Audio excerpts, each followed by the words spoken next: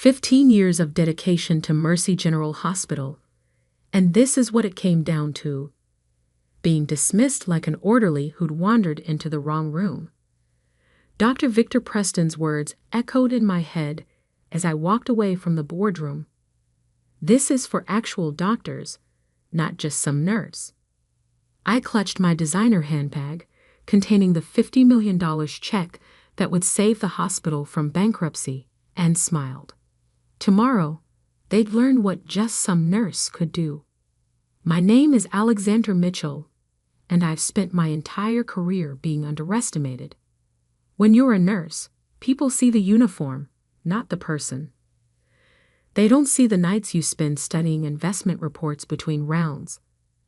They don't notice you monitoring stock tickers while monitoring patient vitals. And they certainly don't realize that the simple nurse they ignore has built a medical technology empire worth billions. It started 12 years ago, during a particularly brutal night shift in the ER. I watched another patient die because our monitoring systems were too slow, too outdated to catch the warning signs in time. That night, I went home and started sketching designs for what would become the MediaAlert system, now standard equipment in hospitals worldwide. But at Mercy General, I was still just Nurse Mitchell, the quiet one who worked extra shifts and never complained. Even as my company, Mitchell Medical Technologies, revolutionized patient care across the globe, I kept working my regular shifts. The hospital was my home, its patients my purpose. Money meant nothing without the ability to directly help people.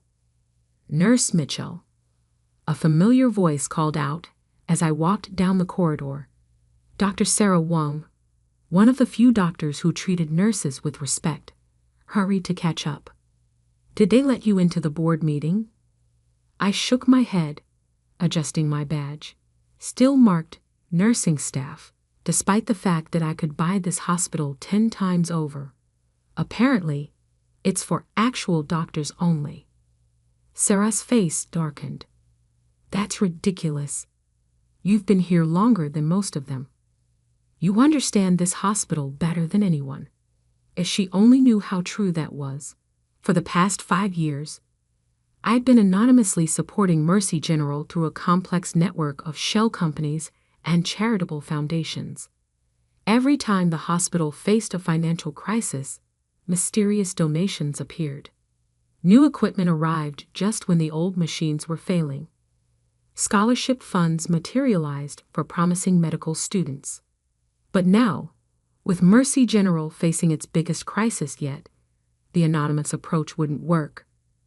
The hospital needed a complete overhaul. New facilities, updated equipment, expanded emergency services. The price tag, $50 million. Did you hear about Golden State Healthcare's offer? Sarah asked, lowering her voice. They're planning to turn Mercy into a luxury private hospital.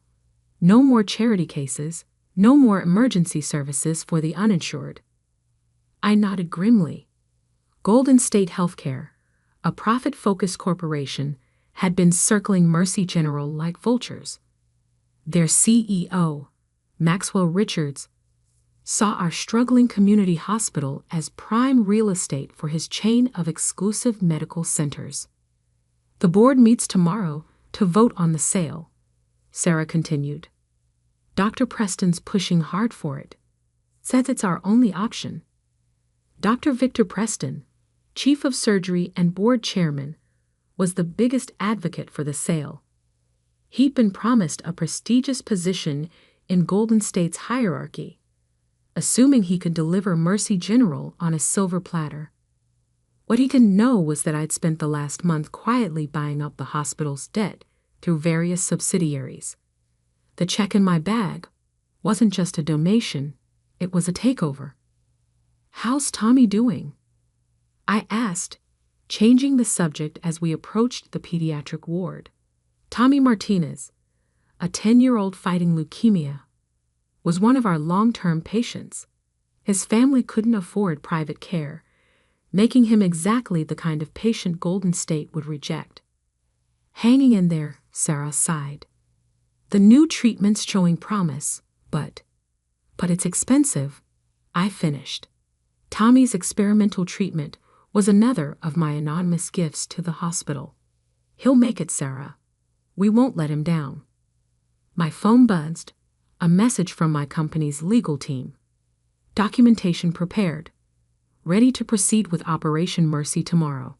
I smiled, remembering the day I started planning this takeover. It was 3 months ago, during another late-night shift. I'd overheard Dr. Preston in his office, talking to Maxwell Richards about cleaning house once the sale went through. These bleeding heart nurses and their charity cases, he'd sneered. Time to run this place like a proper business. That night, I called my financial advisors. How quickly can we acquire a controlling interest in a hospital? The answer, if you had enough money and the right legal team, was very quickly indeed. Alexandra? Sarah's voice pulled me back to the present. You okay? You looked miles away. Just thinking about tomorrow's board meeting, I said truthfully. I wish you could be there, she sighed. Someone needs to stand up for what Mercy General really means to this community. Oh, I'll be there, I thought. Just not how anyone expects. Walking through the pediatric ward, I stopped at Tommy's room. He was awake, playing video games, another anonymous gift. His mother dozed in the chair beside him, exhausted from working double shifts to cover what insurance wouldn't. Hey, Nurse Alex, Tommy called out cheerfully. Want to play? I spent the next hour with him, racing cartoon characters while monitoring his vitals. This was why I'd built my company, why I'd kept working as a nurse despite my wealth. Money was meaningless without purpose, and my purpose was here. My phone buzzed again. Press release prepared. Local and national media alerted for tomorrow's announcement. I have to go, Tommy, I said, standing up. Big day tomorrow. Will you tell me who sent the games? He asked hopefully. Mom says it must be an angel. I winked at him. Maybe tomorrow. In the locker room, I changed out of my scrubs into a designer suit that cost more than most doctors made in a month. The duality of my life always amused me. Nurse by choice, billionaire by circumstance. My assistant waited in the parking lot with a stack of documents. Everything's ready, Ms. Mitchell. The lawyers have confirmed our position. Once you present the check tomorrow, the hospital will be ours, I finished. And Dr. Preston's deal with Golden State will be worthless, she smiled. Would you like me to prepare a statement about retaining the current nursing staff? I laughed. Let's wait until after tomorrow's meeting. I want to see their faces first. Driving home to my penthouse apartment, paid for by the profits from medical patents I'd developed between night shifts, I thought about how everything would change tomorrow. No more hiding my success. No more being dismissed as just a nurse. But more importantly, no more worrying about Mercy General's future. No more watching dedicated healthcare workers struggle with inadequate resources. No more families choosing between treatment and bankruptcy. My phone rang. Dr. Preston's number. Probably calling to apologize for earlier, having realized he might need nursing support for his Golden State deal. I let it go to voicemail. Tomorrow, he'd learn exactly who he dismissed from his precious board meeting. Tomorrow, just some nurse would save not just the hospital, but everything it stood for. I pulled out the check one more time, running my fingers over the amount. $50 million to save Mercy General. A bargain, really, considering what it would protect. My watch showed 11:30 p.m. In 12 hours, the board would meet to vote on selling the hospital's soul. But I had a different vote in mind. one backed by enough money and legal power to reshape Mercy General's future. Time to show them what a nurse could really do. 9:00 a.m. I stood in front of Mercy General's main entrance, watching reporters set up their equipment. They'd been told to expect a major announcement about the hospital's future, though none of them knew exactly what was coming. My phone buzzed, a message from my legal team. Golden State representatives have arrived. Dr. Preston is showing them the facilities. Perfect timing. I straightened my Armani suit, a far cry from my usual scrubs, and headed inside. The hospital corridors felt different this morning. No badge, no uniform, no pretense of being just a nurse. Today, I was Alexander Mitchell, CEO of Mitchell Medical Technologies and soon-to-be owner of Mercy General Hospital. Alex? Sarah's voice stopped me near the elevator. She did a double take at my appearance. What's with the power suit? I thought I'd dress up for the board meeting, I smiled. But they wouldn't let you. Her voice trailed off as she noticed the portfolio in my hands. What are you planning? Come watch and see. The boardroom was on the top floor, with views overlooking the city. Through the glass walls, I could see them assembling. Board members in expensive suits, Golden State executives with predatory smiles, and Dr. Preston at the head of the table, probably already counting his bonus. My assistant appeared at my elbow. Everything's in place. The press is standing by. Security has been briefed. And the documents? She patted her briefcase. All here. Shall we? I checked my watch. 9:15 a.m. Time to crash their party. The boardroom door opened smoothly under my hand. Conversation stopped mid-sentence as heads turned to stare. Dr. Preston's face darkened with recognition and anger. Nurse Mitchell. This is a private meeting. Security. Actually, I said calmly, I have every right to be here. More right than some of you, in fact. Maxwell Richards, Golden State's CEO, frowned at Preston.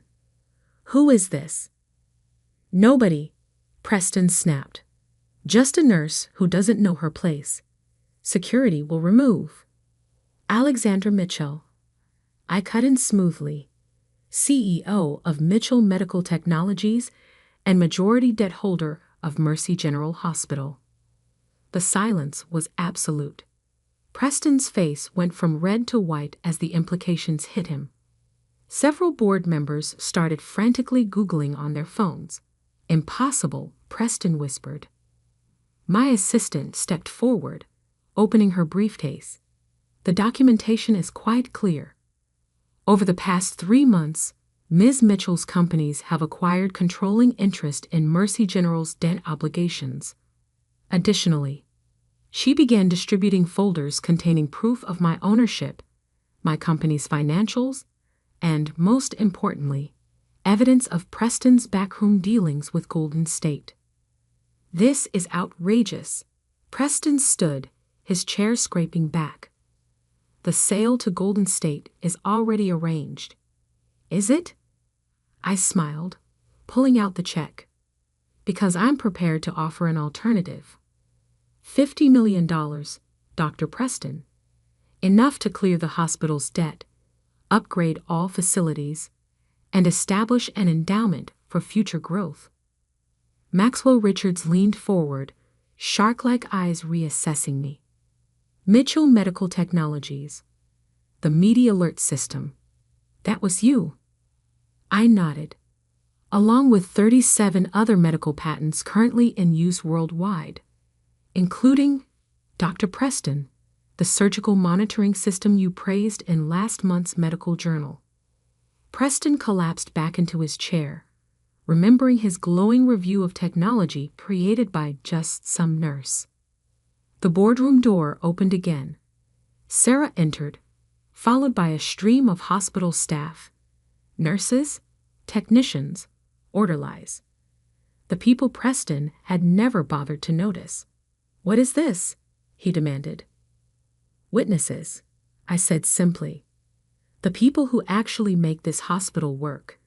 The ones your deal with Golden State would discard." I turned to address the entire room. For 15 years, I've worked at this hospital. I've watched dedicated professionals struggle with inadequate resources. I've seen families bankrupt themselves for care. I've witnessed the slow erosion of everything Mercy General stands for. Walking to the window, I gestured at the gathering media below. Out there are reporters waiting to hear one of two stories. Either Mercy General sells its soul to become another overpriced private facility, or it recommits to its original mission, providing care to everyone who needs it. The money, Preston found his voice. "Where did you?" "I earned it." I cut him off. "Every penny. While you were playing politics and making deals, I was solving problems, creating solutions, building something real." My assistant distributed more documents, plans for hospital upgrades, endowment structures, staff retention guarantees. "The choice is simple," I continued. "Accept my offer, and Mercy General becomes a state-of-the-art teaching hospital with guaranteed funding for charitable care. Refuse, and I'll call those reporters right now with evidence of your dealings with Golden State, including," I paused significantly, "the offshore accounts." Preston went pale. Maxwell Richards stood abruptly. "This meeting is over. Golden State withdraws its offer." "Wise choice," I smiled. "The elevator is that way." As the Golden State executives filed out, the hospital staff began to whisper and point at their phones. The story was breaking. Nurse reveal his billionaire tech CEO. Hidden hospital angel emerges. Mercy General saved by unlikely hero. "You've been lying to us for years," Preston accused, desperate to regain control. "Pretending to be something you're not." "No, Dr. Preston. I am exactly what I've always been, a nurse who cares about this hospital and its patients. The only difference is, now I have the power to protect it." The board voted unanimously to accept my offer. They didn't really have a choice.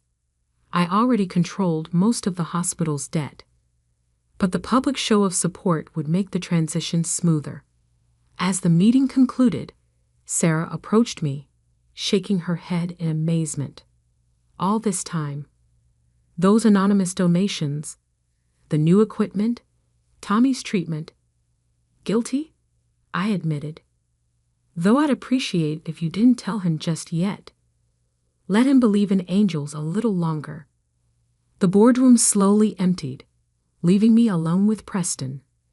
He sat there, staring at his shattered dreams of corporate wealth. "Why?" he asked finally. "Why keep working as a nurse when you had all this?"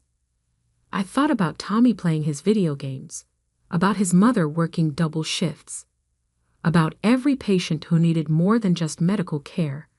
They needed compassion, dedication, humanity. Because being a nurse isn't what I do, Dr. Preston. It's who I am. The money, the companies, the patents, they're just tools to do it better. My phone buzzed. The press was waiting for a statement. Time to go public with my vision for Mercy General's future. "Oh, and Dr. Preston?" I paused at the door. "I'll need your resignation by end of day. This hospital needs a chief of surgery who understands that every member of our staff, from janitors to surgeons, deserves respect." He nodded numbly, finally comprehending just how completely his world had changed. Outside the boardroom, Sarah waited with a small crowd of nurses. Their expressions ranged from shock to joy to lingering disbelief. "What happens now, boss?" someone called out. I smiled, straightening my badge, still marked nursing staff, because that's what I chose to be.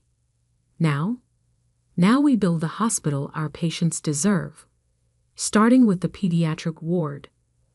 The future of Mercy General was secure. But first, I had a press conference to handle. And after that, I had a night shift to work. Because some things, the most important things, wouldn't change at all. 6 months later, and with this ribbon cutting, we officially opened the new Mercy General Emergency Care Center. Applause erupted as I handed the scissors to Tommy Martinez, our honorary guest. Now in remission, he beamed as he cut the red ribbon, officially opening the most advanced emergency department in the state. "You did it, Nurse Alex," he whispered as I helped him back into his wheelchair. "You really were our angel." The past 6 months had transformed Mercy General. The $50 million investment had been just the beginning. Once my full resources were committed, the hospital underwent a metamorphosis that made it the talk of the medical community. But the biggest changes weren't the obvious ones. Not the new equipment, renovated facilities, or expanded services. The real transformation was in the hospital's soul. "Ms. Mitchell," a reporter called out, "how does it feel to be named Healthcare Innovator of the Year?" I adjusted my name badge, still reading nursing staff, despite my new official role as hospital owner and board chairperson. The real innovators are our staff. They're the ones who identify problems and inspire solutions. "And you still work regular nursing shifts, even after the Forbes cover?" "Especially after the Forbes cover," I smiled. "You can't improve healthcare from a corner office. You have to be on the floor, working with patients, understanding their needs." The media loved the story. The billionaire nurse who saved her hospital. They called it a fairy tale, a rags-to-riches story. They missed the point entirely. Later that evening, during my regular night shift, Sarah found me checking on Tommy. "The board meeting minutes are ready for your review," she said, now serving as chief of medicine after Preston's departure. "And the new scholarship committee needs your input." "Put them on my desk," I replied, adjusting Tommy's IV. "I'll review them after rounds." "Still can't believe you kept this schedule," she mused. 3 nights a week on regular rotation, running a billion-dollar company, and managing hospital operations. "Balance," I said simply. "The company provides resources, the hospital provides purpose." My phone buzzed, a message from my corporate office about a new medical technology breakthrough. It could wait. Right now, Tommy needed his medication. The night shift passed as it always had, checking patients, updating charts, handling emergencies. The only difference was occasional interruptions from my assistant about business matters. "The Singapore deal needs your signature," she whispered during a brief break. "And the new Media Alert upgrade is ready for testing." "Schedule the signing for tomorrow," I replied, hearing the emergency alert. Right now, we have incoming traumas. The ER filled quickly. A major car accident had brought multiple casualties. I worked alongside the same nurses and doctors who, 6 months ago, had seen me only as just a nurse. Now they knew who I was, but more importantly, they understood why I chose to be exactly where I was.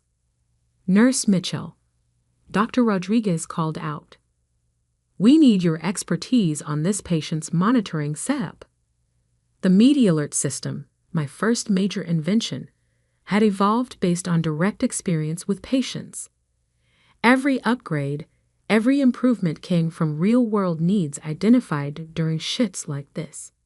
As dawn approached, I made my final rounds. The pediatric ward had been completely renovated. now featuring private rooms equipped with the latest technology. But technology wasn't everything. Each room also had comfortable beds for parents, relaxation areas for families, and all the human touches that made healing possible. Morning, boss. The day shift nurses greeted me as they arrived. Some still struggled with how to address me. Was I Nurse Mitchell? Ms. Mitchell? The CEO?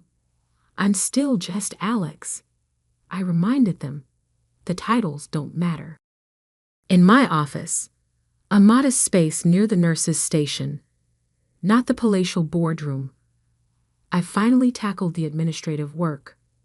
Hospital financials, corporate reports, research proposals, and investment opportunities all demanded attention. A knock at the door interrupted my review. Maxwell Richards, the former Golden State CEO, stood there looking uncomfortable. Ms. Mitchell, do you have a moment? I gestured to a chair, curious. He'd disappeared after the failed takeover, his predatory healthcare model rejected. I've been following what you've done here, he said carefully. The financial models, the operational improvements, the patient outcomes. It's remarkable. Thank you. Our board, we've been discussing a possible partnership. Not a takeover, he added quickly, but implementing your methods across our facilities.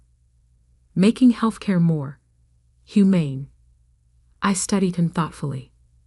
And the profit margins. Actually improved, he admitted. Your efficiency models, combined with the goodwill from community support, we're seeing better numbers than our luxury-only approach generated. I pulled out a folder I'd prepared months ago, anticipating this conversation. Here's a preliminary proposal. Review it with your board. But understand, any partnership requires maintaining full charitable care services and staff protection. He took the folder, nodding. You planned for this? I planned for everything, Mr. Richards. It's what good nurses do. After he left, I changed back into scrubs for my weekly pediatric rounds. The children didn't care about my net worth or corporate titles. To them, I was still just Nurse Alex, who played video games and told stories. Tommy was being discharged today. Is treatment successful? His mother waited with tears in her eyes. How can we ever repay you? She asked. Study hard, I told Tommy. Maybe become a nurse yourself someday. But I thought nurses couldn't be rich and powerful, he said innocently. I winked at him. That's exactly what they used to tell me. 1 year later, Mercy General became a model for hospitals nationwide. Our patient care protocols, financial structure, and staff empowerment programs were studied and replicated. The partnership with Golden State transformed dozens of facilities back into true community hospitals. The Nursing Scholarship Program, funded by my company's profits, graduated its first class. Each new nurse received not just education, but mentorship and support to pursue their own innovations. Dr. Preston occasionally sent congratulatory notes about the hospital's success, each one carefully archived with my collection of actual doctors-only memories. Success, as they say, is the best revenge. My dual life continued. Hospital shifts, corporate meetings, research reviews, and patient care blending into a purpose-driven whole. The media eventually tired of the billionaire nurse story, moving on to newer sensations. But the real story wasn't about money or power. It was about remembering why we do what we do. Late one night, during a quiet moment in the ER, Sarah found me updating charts at the nurses' station. You know, she said, you could have bought any hospital, built a new one. Why save this one? I thought about all the lives touched within these walls, all the dedicated professionals who worked miracles with limited resources, All the patients who needed not just care, but compassion. Because some things are worth more than money, I replied. Some things you can't buy. You have to build them, protect them, fight for them. Like a nurse's dedication. Exactly like that. My phone buzzed. Another corporate crisis demanding attention. But first, I had patience to check. Because at the end of the day, I wasn't a billionaire who chose to be a nurse. I was a nurse who became a billionaire. And I never forgot the difference. Epilogue. 5 years later, Mercy General's model revolutionized healthcare delivery across the country.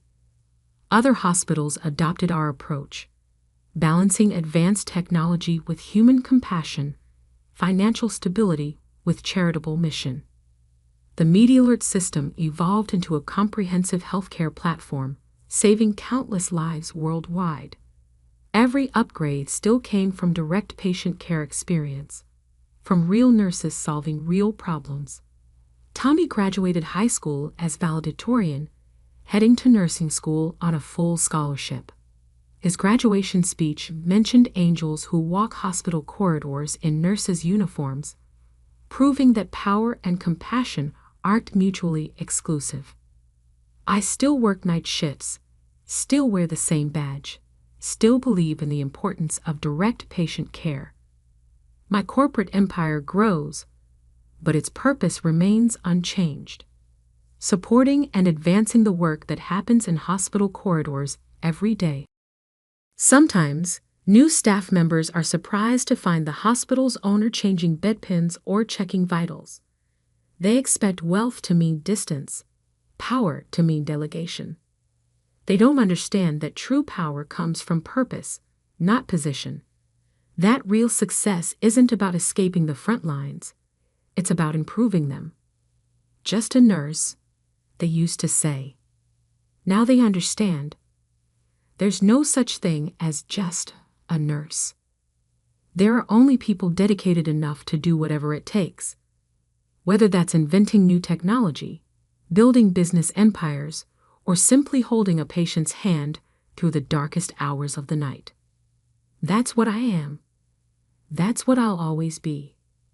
A nurse who proved that compassion and power can work the same shift, that wealth and dedication can share the same badge, that changing the world sometimes starts with changing a bandage. And every time I pin on that badge, still marked nursing staff, after all these years, I remember the truth that Dr. Preston and his kind never understood. Sometimes the most powerful person in the room is the one wearing scrubs. Sometimes the richest person is the one who never forgot why they started. Sometimes the best revenge isn't proving them wrong, it's proving yourself right. Every single shift, every single patient, every single day.